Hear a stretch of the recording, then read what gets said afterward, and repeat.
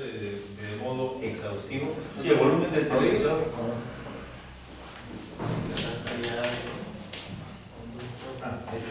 ¿Este es?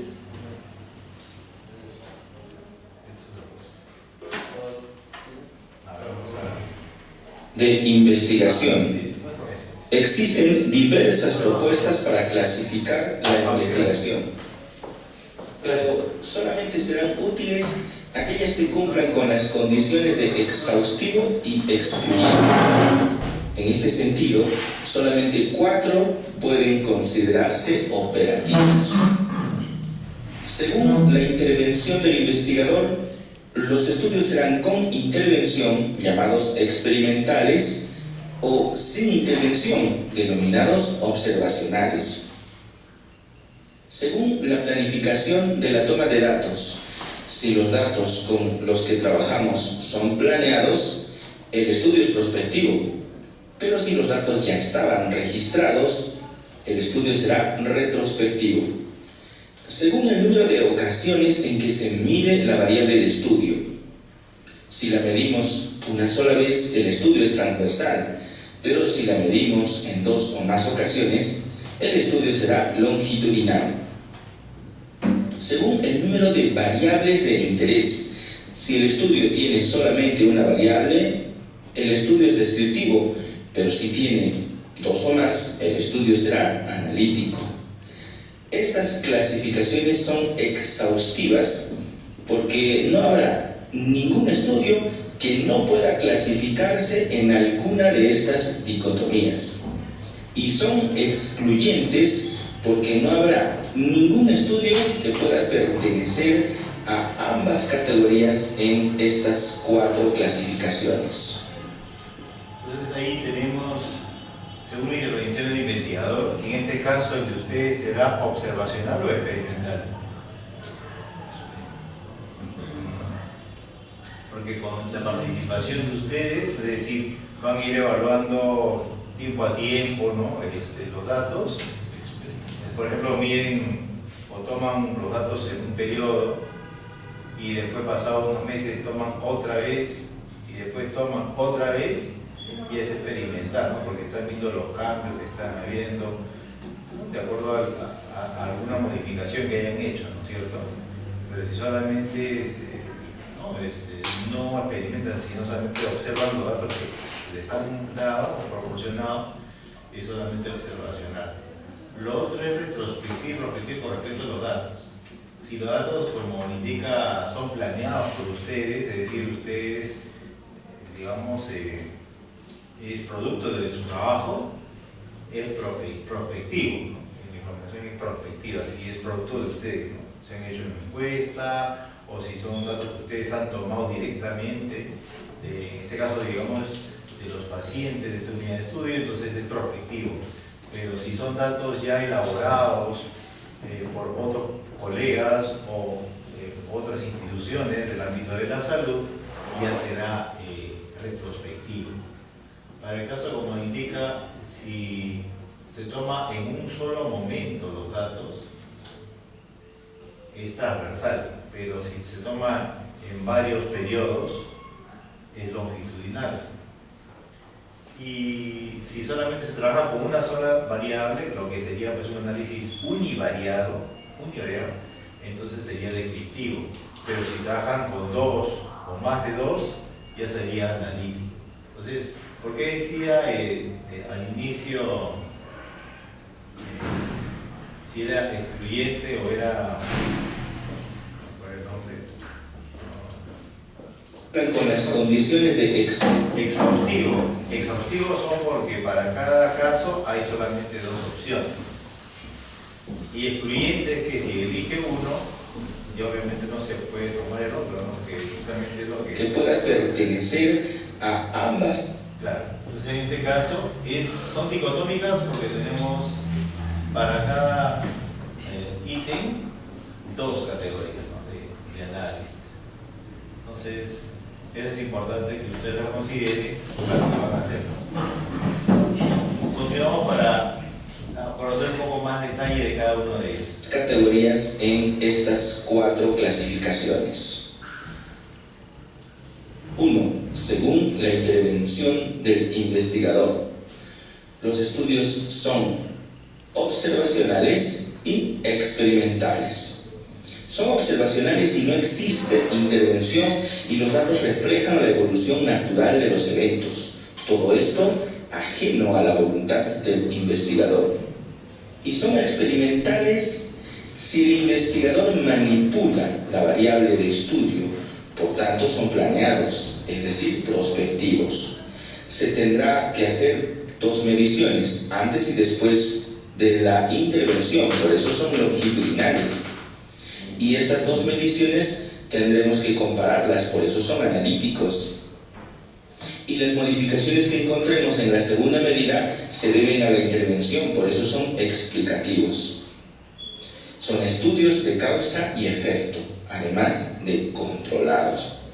En esta parte nos tenemos un poco, ¿no? Acá nos habla que para ser experimental son prospectivos, es decir, la información ustedes lo han elaborado, ustedes lo han trabajado, no es que hayan tomado de personas ajenas a ustedes, ¿no? Son los más directos con respecto a los datos que se van a trabajar. Longitudinales porque se toman en más de una ocasión, ¿no? 2 o 3 ocasiones. Lo mínimo es 2, puede ser más de 2. Analítico porque ya no es una sola variable, no es más de una variable, puede ser 2 o 3 o más de 3. Explicativo, bueno, en este caso es cuando tenemos una variable que es explicada por otra variable, ¿no? Y ahí tenemos que ver el análisis de regresión y correlación, y además pueden ser controladas. Entonces acá hay mucho más trabajo que en este caso de aquí.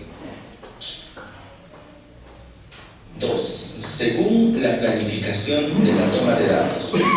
Los estudios son retrospectivos y prospectivos. Son retrospectivos cuando los datos se recogen de registros donde el investigador no tuvo participación y por tanto no puede tener la certeza ni dar fe de la exactitud de sus mediciones. Se conocen como datos secundarios. Los estudios son prospectivos cuando los datos necesarios para el estudio son recogidos a propósito de la investigación. Es el investigador quien realiza las mediciones. A estos datos se les conoce como primarios, y es que el investigador posee control sobre el sesgo de medición. 3. Según el número de ocasiones en que se mide la variable de estudio, los estudios son transversales y longitudinales. Son transversales si todas las variables son medidas en una sola ocasión. Por eso, si realizamos comparaciones, se tratan de muestras independientes o grupos paralelos. Y son longitudinales cuando la variable de estudio es medida en 2 o más ocasiones. Por eso, si realizamos comparaciones entre estas medidas, se tratan de muestras relacionadas. Son comparaciones antes-después.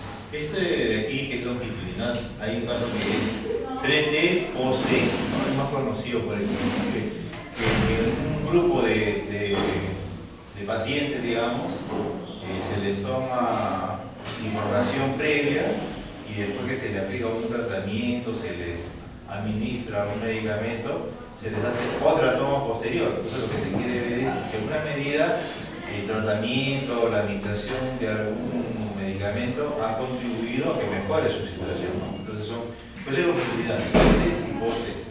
Pero ¿y el transversal? El transversal en este caso solamente es en un solo momento, digamos, en un solo momento se han evaluado a varios pacientes. No es un test, es un post-test, solamente en un solo momento. Por ejemplo, yo quiero el transversal es por encuesta, ¿no? Claro. Por ejemplo, hago encuesta en Tumbes, en Lima, ese mismo día, así, algo así es. Así es. Así es. Entonces, puede usted hacer en todos los departamentos un mismo día. Entonces tienen información de las mismas variables, pero en diferentes departamentos.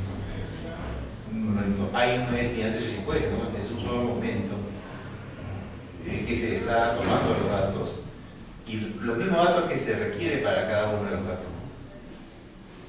Ese es el caso del transversal. Pues le dice que todas las variables son medidas en una sola ocasión. Ellos realizan comparaciones de cada muestras independientes.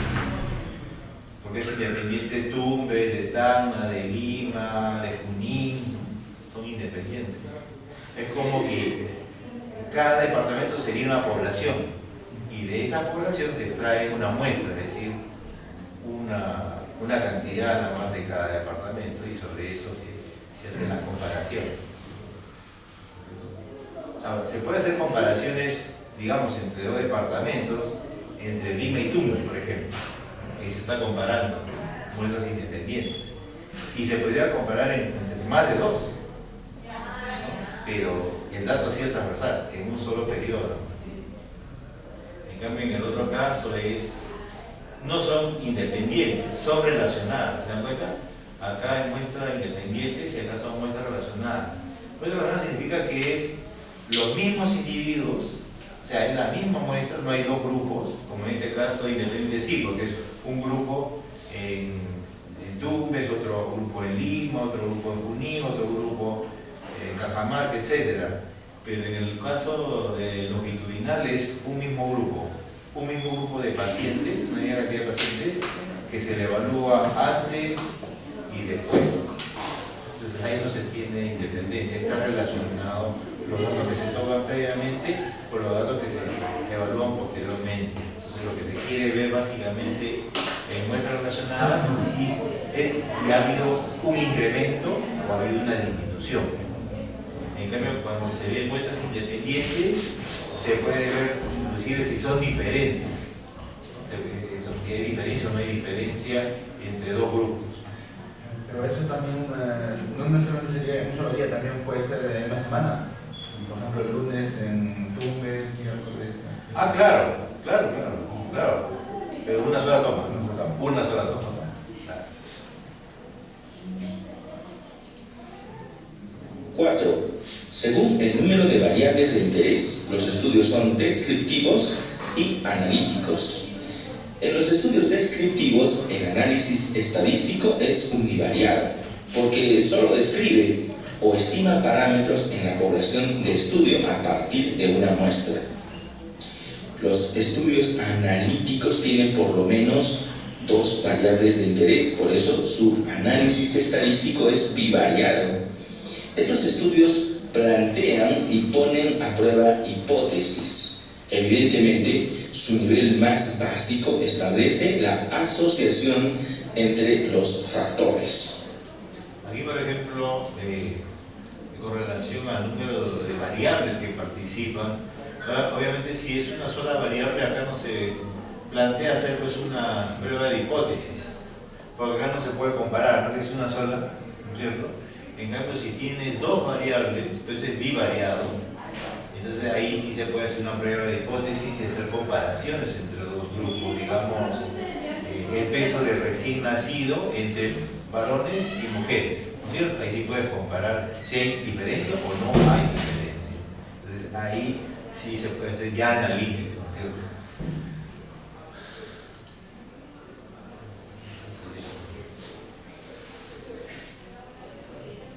Eso con respecto a los tipos de investigación que existen. Y acá tenemos con respecto a los niveles de investigación que existen, ¿no? Y algunos libros mencionan esto, sí.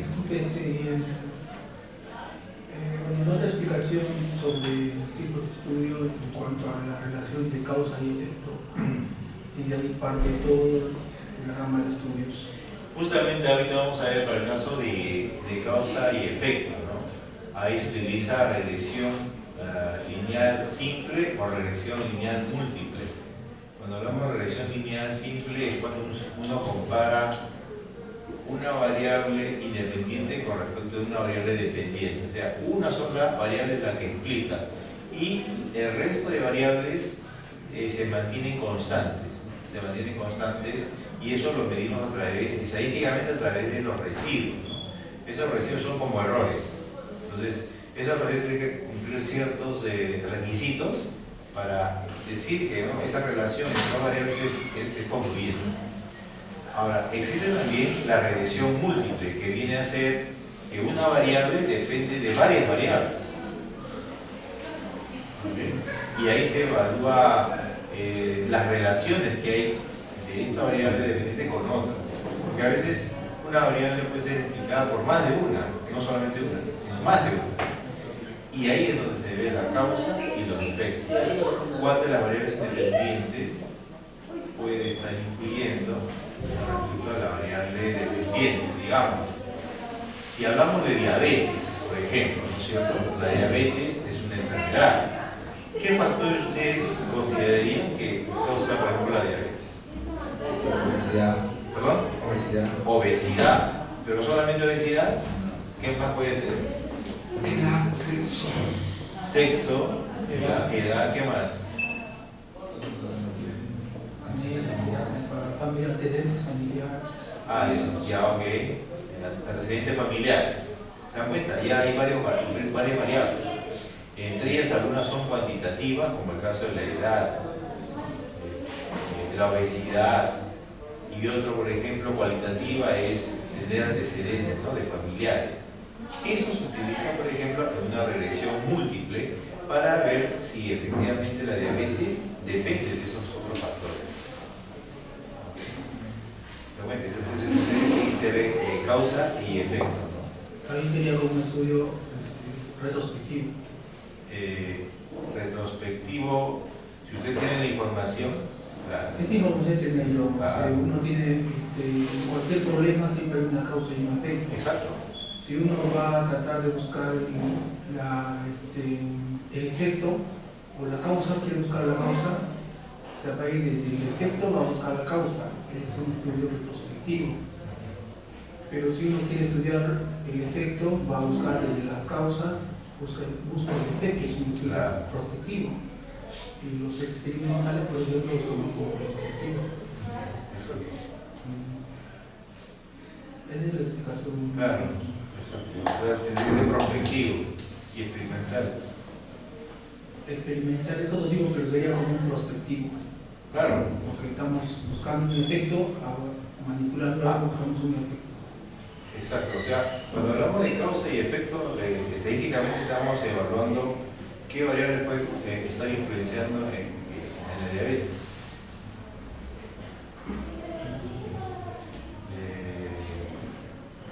Puede ser, hay casos en que una variable influye en otra y viceversa, o sea, es recíproca también.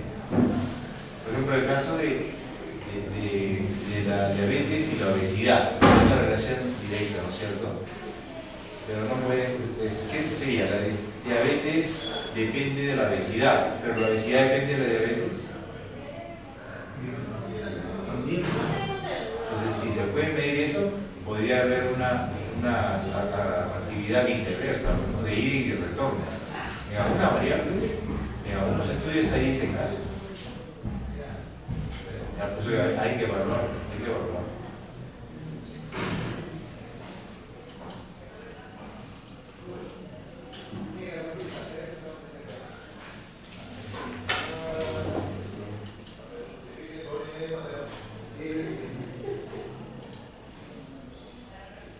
Niveles de investigación.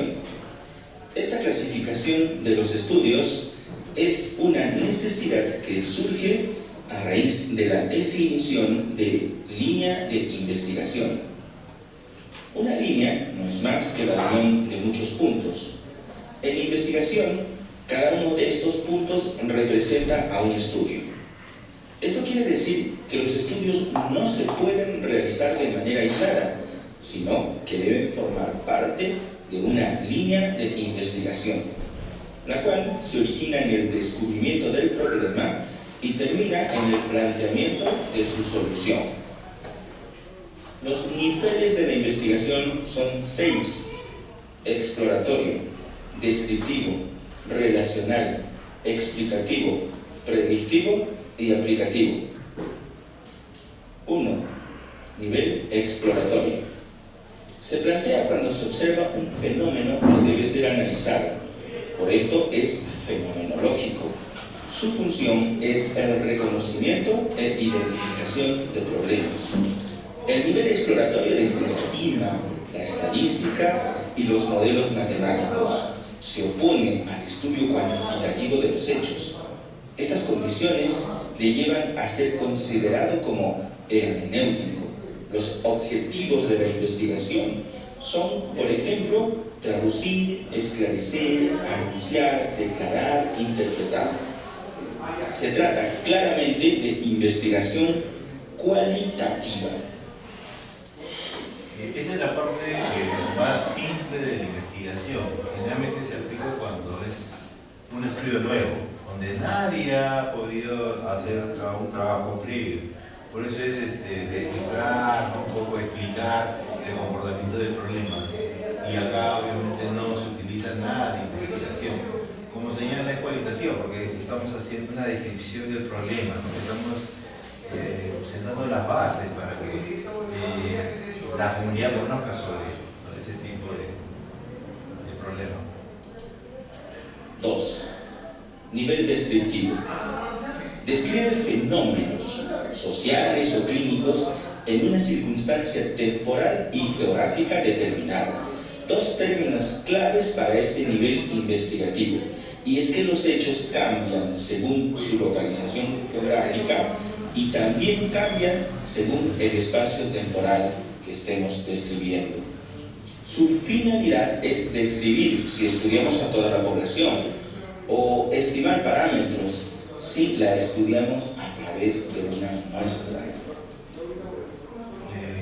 Esto es interesante, ¿no? Porque justo usted mencionaba que se puede hacer estudios a nivel de diferentes departamentos. Entonces ahí viene donde se puede ver la circunstancia de que sea en la área geográfica determinada y temporal también.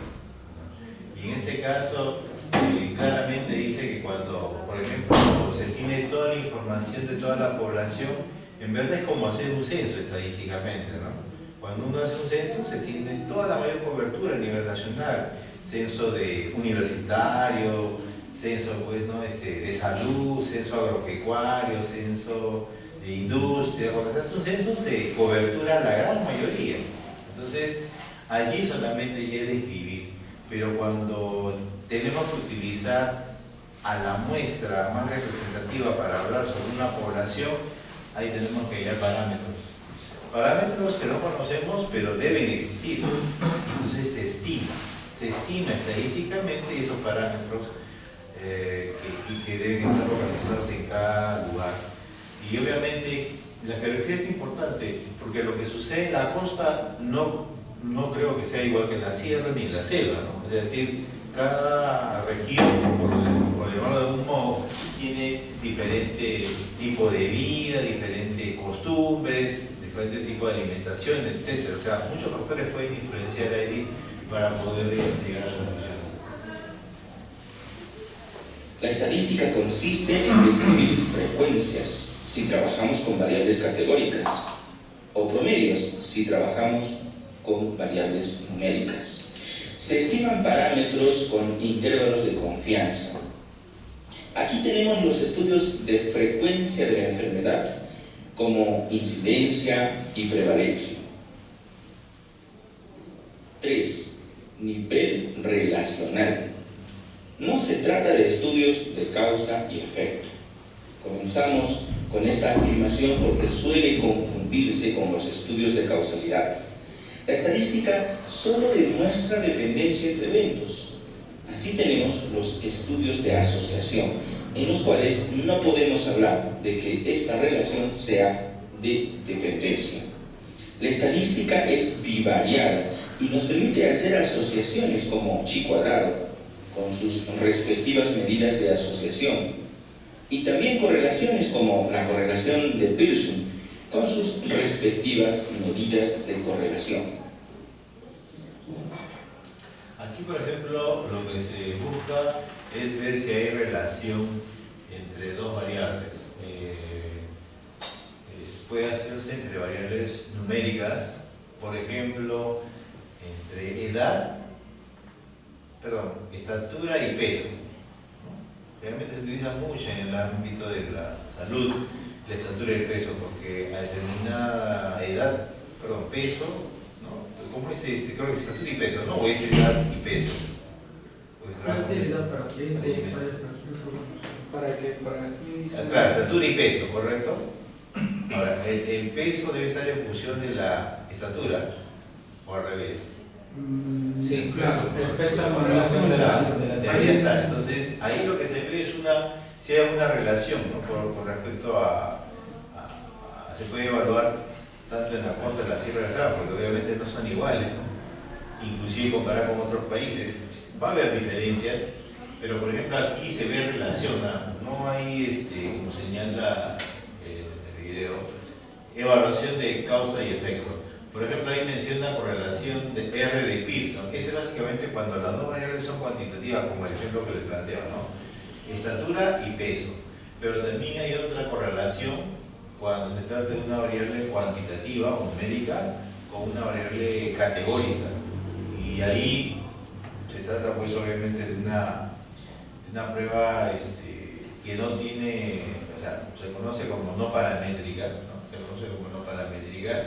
Y ahí hay otro análogo a lo que es la correlación de Pearson que se llama el Rode-Spearman, ¿no? Entonces ahí se utilizaría eso en este caso, no podríamos utilizar la correlación de Pearson. Pero básicamente lo que se ve en este ámbito es relación, pero el nombre estadístico es correlación.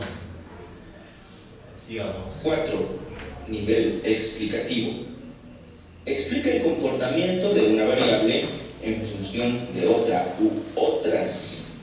Por ser estudios de causa y efecto, requieren control. Y no basta con la estadística, deben cumplir otros criterios de causalidad.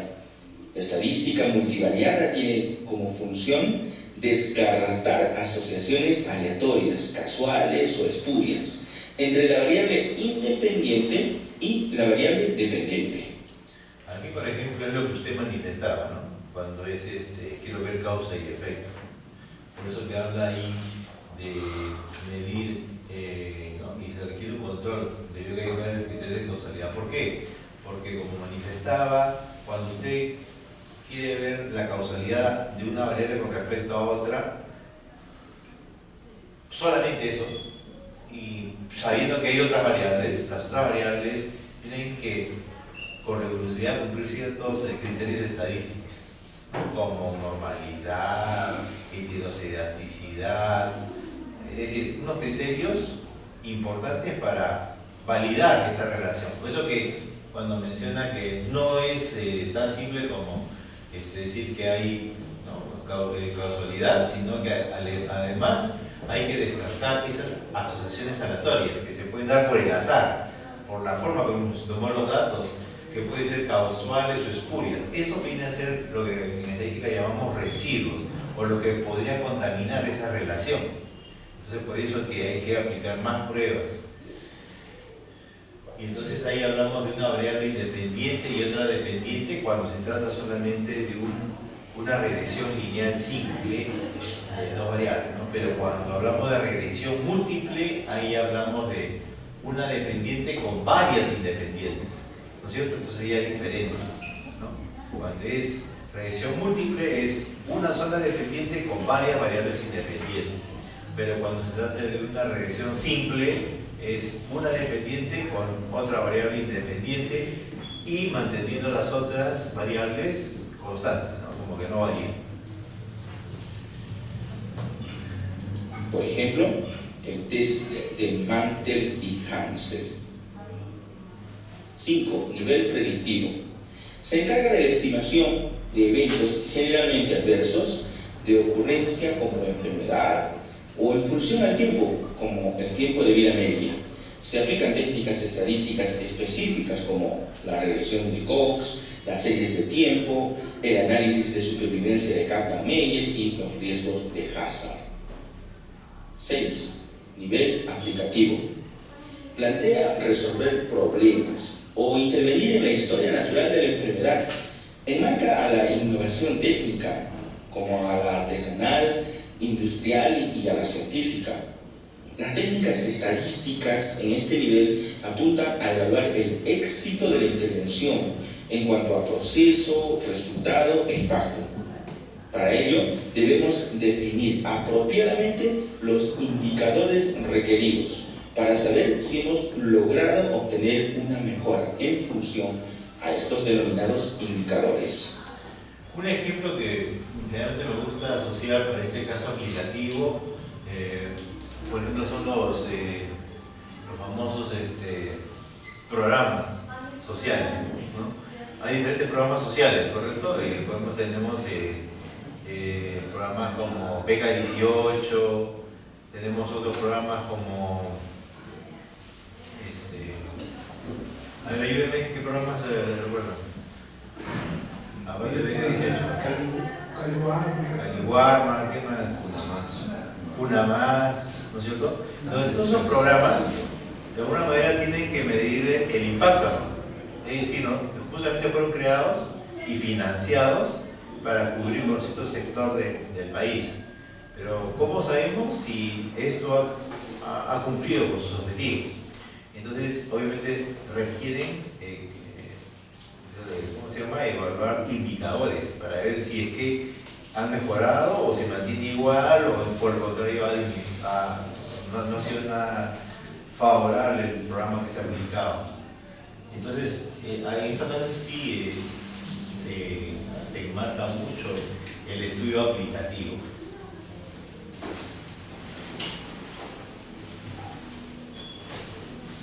Entonces, el de ustedes, ¿qué tipo de investigación será? ¿De causa y efecto? ¿De relación? ¿O predictivo o aplicativo? Es prospectivo. Prospectivo. Después de una base de un estudio donde muestra cuánto va la anemia, da suplemento y los resultados. Ya. No creo. Ya, ok. Muy bien. Bueno, ahora vamos a ver un poco de introducción a la parte de estadística, manera teórica. Vamos a empezar por los objetivos, ¿no? La estadística de datos experimentales es discriminar y utilizar un esquema básico de análisis cuantitativo y datos de identificación empírica.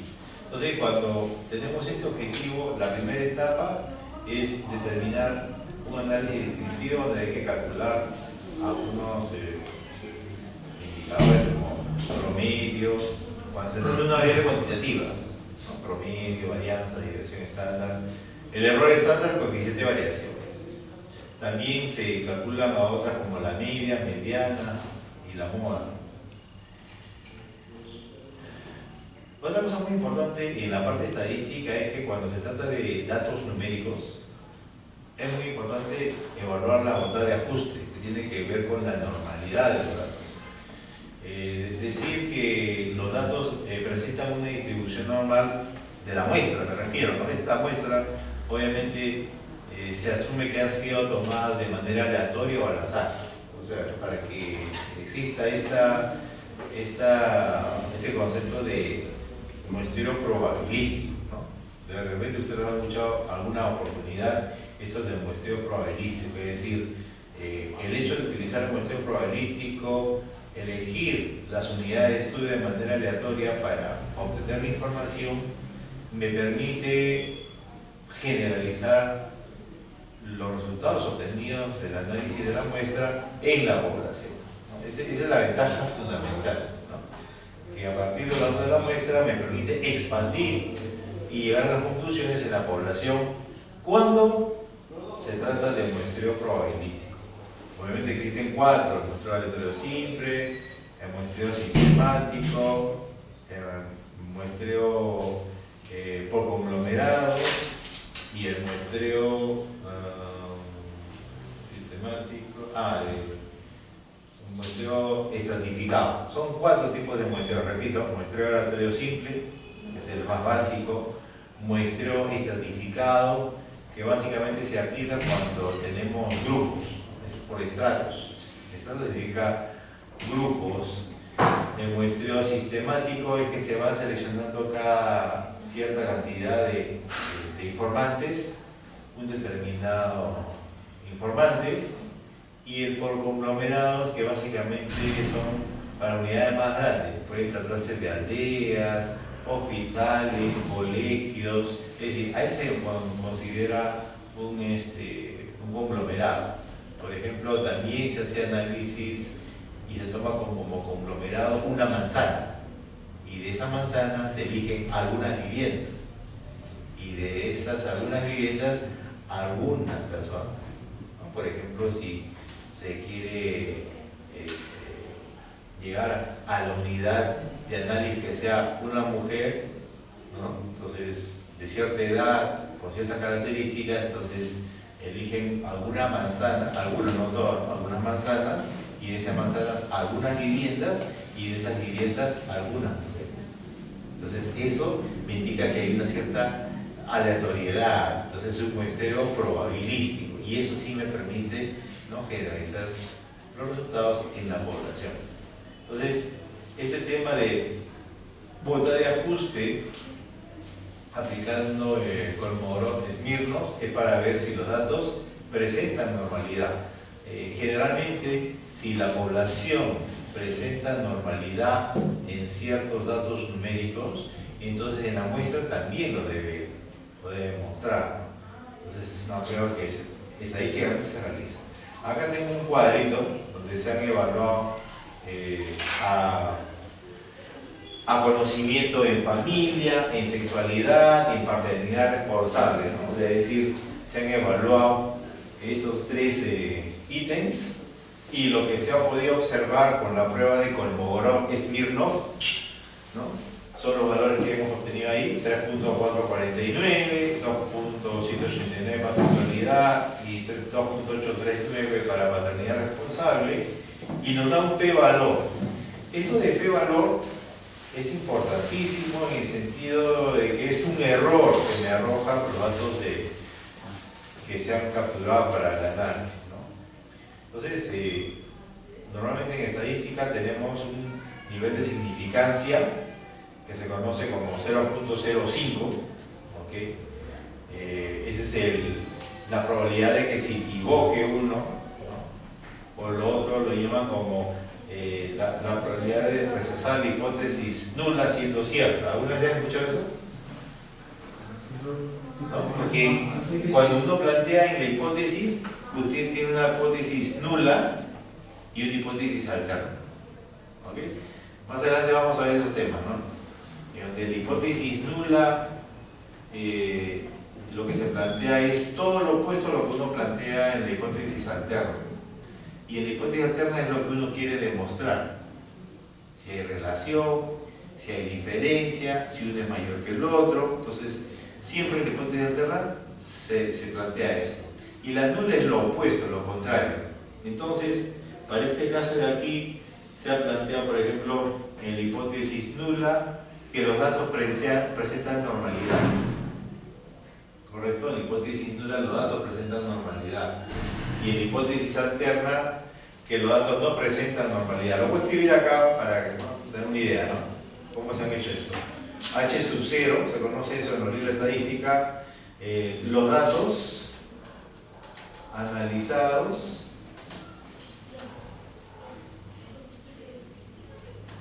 presentan normalidad, ¿no? Para esos casos de acá. Y H sub 1, los datos no presentan normalidad. ¿Ok? Y para poder demostrar esto, utilizo un nivel de significancia conocido como alfa, ¿no? Conocido como alfa, y se plantea normalmente un valor de 0.05, ¿correcto? Entonces ya tengo acá mi planteamiento. ¿Para qué? Para la bondad de ajuste. Los datos analizados presentan normalidad, los datos analizados no presentan normalidad, ¿correcto? Entonces, dicho esto, vemos acá la diapositiva, por ejemplo, para el caso de familia, conocimiento en familia, o sea, conocimiento significa que son datos numéricos, lo que evaluado, ¿no es cierto? Y resulta que el p-valor salió 0.000, ¿ok?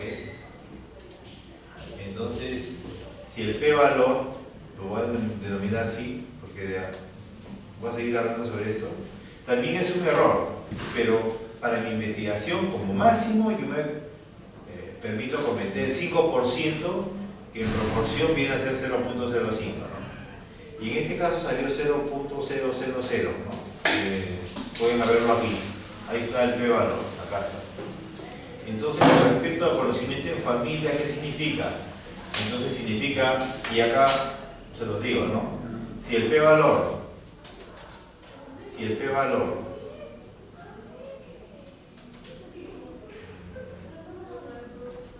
es menor, no, que, voy a colocar este valor,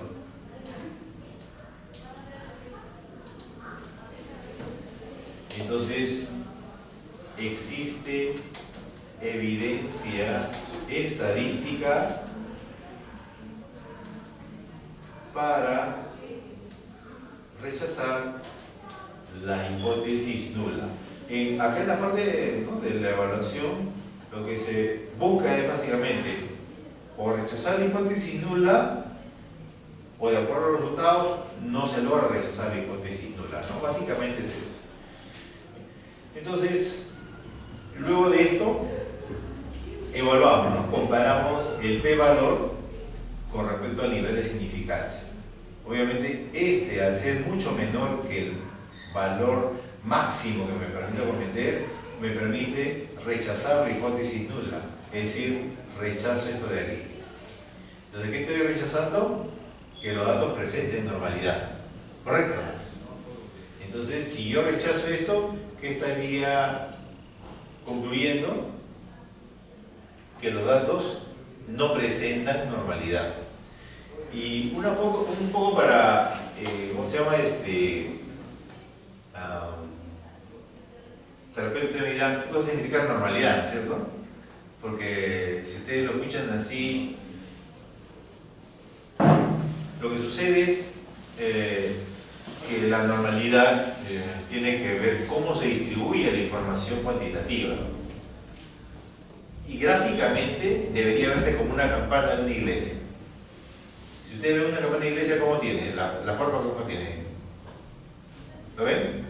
Entonces, en el centro se acumula más, ¿no es cierto? O sea, está más pronunciado en el centro. Y a los costados no.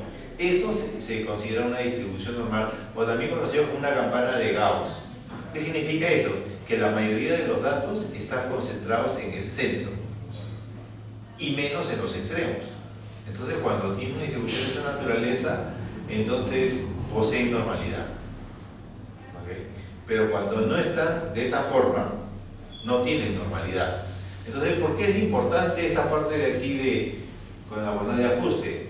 Porque si los datos presentan normalidad, hay ciertos modelos estadísticos que se pueden evaluar. ¿Ya?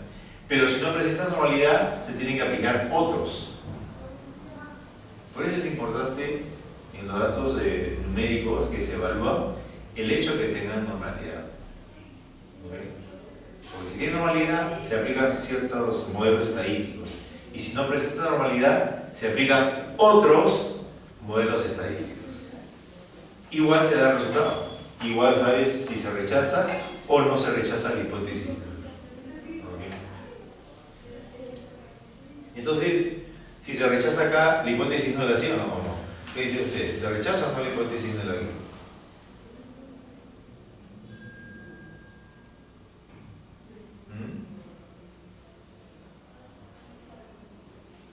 ¿Se rechaza o no? En este caso, Sí. sí, se rechaza la hipótesis. ¿Por qué se rechaza? Porque alfa es menor que la B. Claro, porque p-valor es menor que alfa, ¿sí o no? Al p-valor ser menor que alfa, entonces se rechaza la hipótesis nula, como lo planteamos aquí, ¿no? Y lo voy a poner en rojo para que quede clarísimo. ¿Okay? Entonces, si yo rechazo la hipótesis nula, ¿qué concluyo? ¿Qué concluiría? Que los datos, ¿no?, analizados no presentan normalidad. Entonces, por eso es que cuando ustedes ven esta parte de aquí, tanto en familia, en sexualidad y paternidad responsable, no presentan normalidad. Entonces, si no presentan normalidad, tengo que aplicar pruebas no paramétricas, porque si presentaran normalidad, tendría que aplicar pruebas paramétricas. O sea, ese es otro concepto que vamos aprendiendo, ¿no? Si presentan normalidad, se aplican pruebas paramétricas. Y si no presentan normalidad, se aplican pruebas no paramétricas. Ahora, les hablaba yo acá de un p-valor de 0.05, pero también podría ser otro valor que se utilice, ¿no? Se puede haber utilizado, por ejemplo, en vez de 0.05, se hubiera utilizado 0.01. ¿Ustedes alguna vez han escuchado el nivel de confianza? ¿Sí? El nivel de confianza es el nivel de seguridad con que ustedes están hallando un valor de parámetro. ¿Ok? Entonces, si hablamos nivel de confianza, es nivel de seguridad. Y nivel de significancia es el complemento. Es la diferencia. Entonces, si hablo de nivel de confianza 95%, estoy hablando de un nivel de significancia de 5%. ¿Ok? Es decir, 95% de seguridad, 5% de error. Eso significa ese valor acá. Ahora, si hubiese colocado 0.01, ¿se rechazaba o no la hipótesis nula? En vez de 0.05 hubiese colocado 0.01. Sí, igual. También, claro, porque 0.00 es menor que 0.1. Entonces, acá quiero que quede claro lo siguiente, ¿no? Siempre hay que evaluar la bondad de ajuste, la prueba Kolmogorov-Smirnov, normalmente es para datos mayores o iguales a 30. Si usted tiene datos mayores o iguales a 30, aplica Kolmogorov-Smirnov, esa es la prueba de bondad de ajuste. Pero si tiene datos menores a 30, aplica Shapiro-Wilk. Es otra prueba que se puede evaluar. Y eso se puede hacer en SPSS. Shapiro-Wilk es para n menor de 30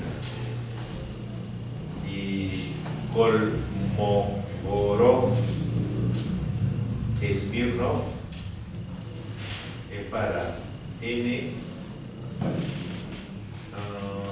digamos mayor o igual a 30. Entonces ya saben qué prueba aplicar para cada caso. Para cada caso.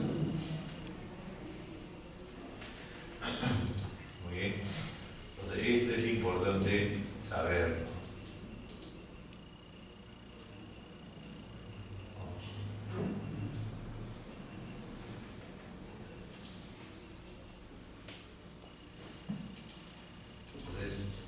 Otra cosa importante que sabemos, Shapiro-Wilk para bondad de ajuste menor de 30,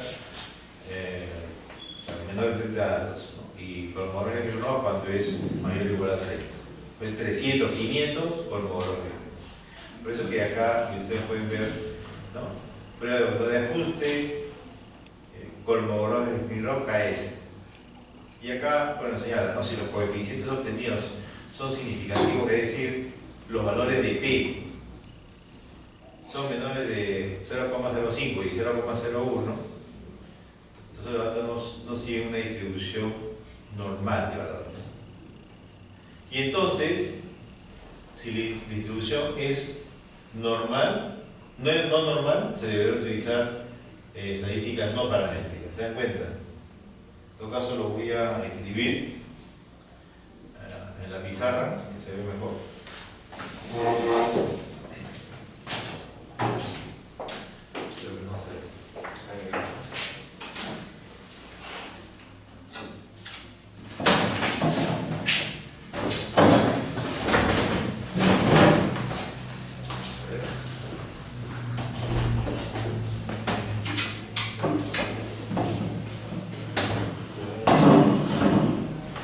Muy bien. Entonces, se hace la prueba de normalidad. Y como les señalé, la normalidad se hace con la bondad de ajuste, dependiendo Kolmogorov-Smirnov, si es mayor o igual a 30, y Shapiro-Wilk si es menor de 30. Entonces, si se hace la prueba de normalidad, si arroja normalidad, digamos acá sí, y acá es si no arroja. Lo que nos dice acá es, si no es normal, significa que no tiene normalidad, hay que hacer la prueba de Udemann-Whitney. Udemann-Whitney. ¿No? O hacer la prueba de Kruskal-Wallis. Kruskal-Wallis. Entonces usted dirá, ¿y qué es eso? Entonces, cuando habla de la no para, en este caso, si es no, es, voy a ponerlo acá, no paramétrica. No paramétrica. Y en este caso, si es sí, acá es paramétrica.